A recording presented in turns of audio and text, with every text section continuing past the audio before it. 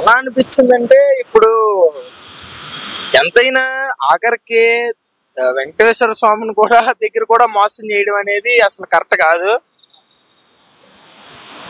దీనికి అది ఎవరు చేశారు ఏంటనేది దానికి ఆ వెంకటేశ్వర స్వామి చూసుకుంటాడు, ప్రాబ్లం లేదు. కానీ మరీ ఇంత ఘోరంగా ఉండడం అనేది మరీ దరిద్రం. అది ఏపీలో కనీసం తిరుపతి లడ్డూను కూడా వదలకుండా ఇంత అన్యాయం చేయడం అనేది అసలు కరెక్ట్ కాదు. సో చాలా పవిత్రంగా చూస్తారు. అవును బ్రో, దానివల్ల నేను ఏపీనేనా, మా ఏపీకే దరిద్రం అది. కనీసం తిరుపతి లడ్డూని కూడా వదలలేదు, ఉన్నాయండి ఏదైనా చేసుకోవచ్చు, కానీ దేవుడి లడ్డు కూడా అక్కడ కూడా అంత మోసం చేయడం అనేది అసలు కరెక్ట్ కాదు. దీనికి అది కూడా ఆవు చేప అదే అదే బ్రో, అది మాకు ఏపీకి ఉన్న దరిద్రం బ్రో. ఆఖరికి దేవుని కూడా వదలట్లేదు వాళ్ళు. ఏం చేస్తాం, ఇంకేదైనా ఆయనే చూసుకోవాలి. అంటే ఇన్ని రోజులు ఇంత లేట్ గా రావడం న్యూస్ ఎలా అనిపిస్తుంది? అంటే లడ్డు విషయం చాలా కేర్ఫుల్ గా చూడాలి కదా, ఇంత లేట్ గా. ఎంత రేటు కంటే ఇప్పుడు ప్రభుత్వం మారింది కదా బ్రో, వీళ్ళన్నీ టెస్ట్లు అన్ని చేశారు కాబట్టి ప్రభుత్వం మారింది కాబట్టి బయటపడ్డాయండి. ఇంతకు ముందే చేయొచ్చు కదా, అంటే ఆల్రెడీ చేసి ఉంటారు, చేశారేమో అదంతా. చంద్రబాబు నాయుడు గారి స్వయంగా చెప్పడం అది చాలా మంచిది బ్రో. చంద్రబాబు నాయుడు గారు చెప్పడం అంటే, చంద్రబాబు నాయుడు గారు నిజంగా ఆయన వీళ్ళ గురించి ఆలోచించి కనీసం ఆ లడ్డూ కూడా అన్యాయం చేశారేమో చిన్న టెస్ట్ చేసి ఉంటే అది కూడా బయటపడి ఉంటది, లడ్డూలో కూడా ఎంత ఘోరం చేశారేమో అని. తిరుపతిలో అంటే లడ్డూలో నాణ్యత తగ్గిపోతుంది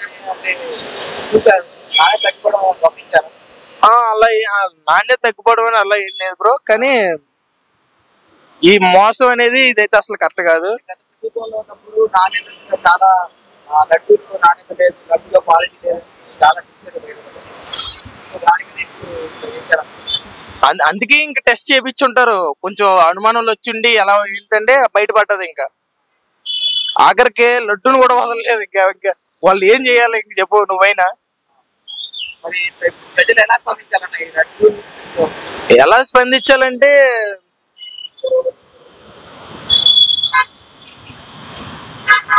మొత్తం ఇంకా వాళ్ళని ఇంకా మూసేయాలి బ్రో, డైరెక్ట్ గా తెలిసిన వాళ్ళని. అని ప్రజలు స్పందించాల్సిన పనే లేదు దీనికి. వాళ్ళు కొట్టింది వెంకటేశ్వర స్వామిని, ఆయనే చూసుకుంటాడు కదా, ప్రజలు ఎందుకు స్పందించడం. చాలా కోపం ప్రజలు. అంటే లడ్డు అంటే తిరుపతికి ఒక స్పెషల్, అంటే చాలా అవునవునవును చాలా కోపంగా ఉంటారు. ఎలా శిక్షించారంటే ఎలా శిక్షించాలి అవన్నీ ఇప్పుడున్న ప్రభుత్వాలు అన్ని చూసుకుంటాయి బ్రో. మనమేం చెప్తాం, తెలిసే చేసి ఉంటారు, తెలియకుండా ఎందుకు చేస్తారు. మన లాస్ట్ టైం ప్రభుత్వంలో గోవు నెయ్యి యూజ్ చేసి తయారు చేశారని వచ్చింది న్యూస్. అది ఎంత మాత్రం కరెక్ట్ కాదు. అలా భక్తులు తినే ప్రసాదంలో అలా కలపడం ఎంత మాత్రం కాదు. అది ఏ గవర్నమెంట్ అయినా ఏదైనా అలా చేయడం వల్ల వారికే నష్టం వస్తుంది. తిరుపతి లడ్డు ఎన్నో 300 years నుంచి మన ఏపీ ప్రజలు ఎంతో పవిత్రంగా చూసి ఆ లడ్డును అలా కల్తీ డబ్బుల కోసమో ఏదో కాంట్రాక్ట్ కోసం అలా చేయడం కరెక్ట్ కాదు. గత హయాంలో ఏ ప్రభుత్వంలో ఇలా జరగలేదు. గవర్నమెంట్ దాని యాక్షన్ తీసుకుంటే బాగుంటుంది.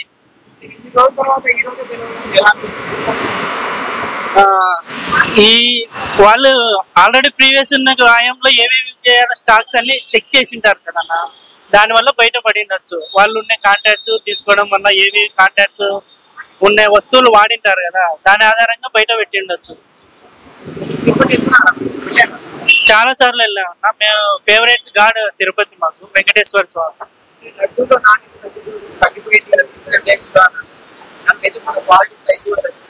అవును, క్వాలిటీ తగ్గింది. క్వాంటిటీ తగ్గినా క్వాలిటీ మాత్రం అలానే మెయింటైన్ చేయాలన్నా. ఎందుకంటే భక్తులు తిరుపతి అంటేనే గుర్తొచ్చేది మనకు తిరుపతి లడ్డు. అందువల్ల దాని క్వాలిటీ మాత్రం కాంప్రమైజ్ అవ్వద్దు. క్వాంటిటీ తగ్గించినా క్వాలిటీ మాత్రం మెయింటైన్ చేయాలి.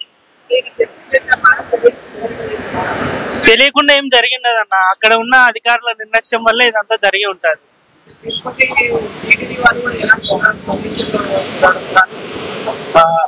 దానివల్ల నేను కూడా దాని మీద అసంతృప్తిగానే ఉన్నానన్న. ఎందుకంటే అంతమంది ఉన్న ఎంప్లాయీస్ వాళ్ళు చెక్ చేసుకోవాలి కదా కనీసం ఏమి ఇచ్చేస్తున్నారు ఏది అనేది. ఇదంతా తెలియకుండా అయితే జరిగి ఉండదు. కేవలం మనీ కోసమే ఇదంతా చేసి ఉంటారు.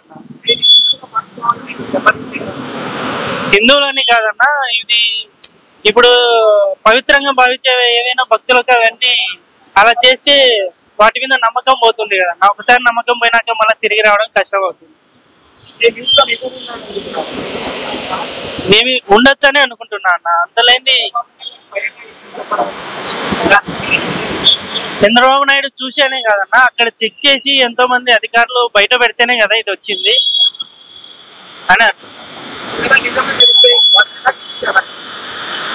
నిజమని తెలిసి ఖచ్చితంగా ఇక ముందు కూడా చర్యలు ఇలాంటివి ఏవి జరగకుండా వాళ్ళ మీద యాక్షన్ తీసుకుంటే చాలా మంచిది అన్న.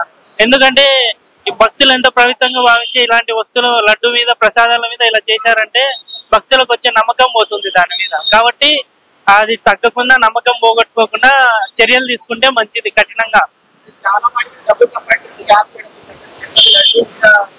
ఎందుకంటే తిరుపతి లడ్డు అనేది ఫేమస్ కదన్న, ఎన్నో క్రోర్స్ పర్ మంత్ జరుగుతుంది. దానివల్ల కాంట్రాక్టర్స్ ఇలా చేసింటారు అమౌంట్ సేవ్ చేసుకోవడానికి వాళ్ళ ప్రాఫిట్ కోసం. ఒకరనే చేసి ఉన్నారు, అందరూ ఎంతో మంది దీంట్లో వస్తూ ఉండి ఉంటారు కంపల్సరీ.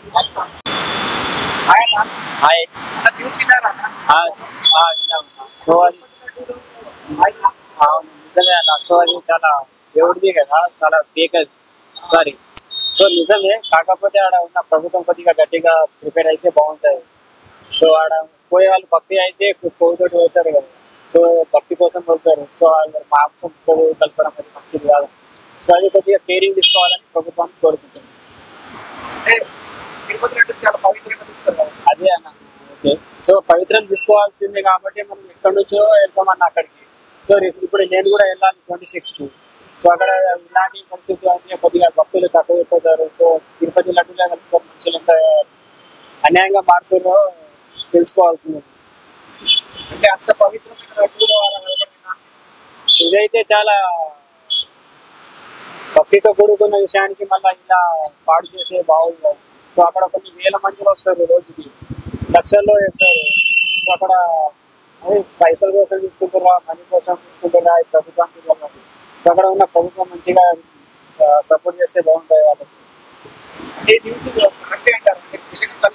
కరెక్టేనండి. సో ఇప్పుడు వెళ్ళే భక్తులు కూడా కొద్దిగా ఆలోచిస్తారు.